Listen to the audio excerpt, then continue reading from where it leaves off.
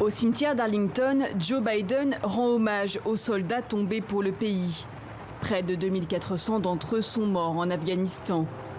Quatrième président à conduire cette guerre entamée au lendemain des attaques du 11 septembre 2001, Joe Biden confirme le retrait des troupes américaines.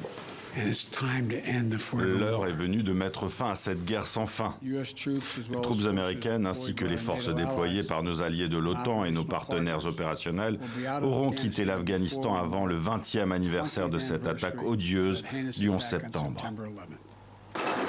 C'était un engagement de Donald Trump envers les talibans. L'accord signé l'an dernier prévoyait un retrait définitif au 1er mai.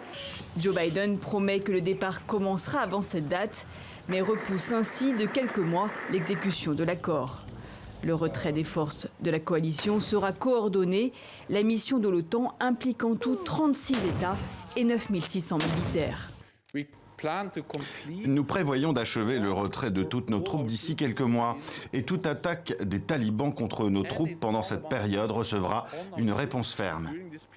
Dans un tweet, le président afghan assure que ses troupes sauront faire face, car les violences font toujours rage entre les forces afghanes et les talibans, et l'inquiétude d'un retour de ces musulmans fondamentalistes au pouvoir reste importante.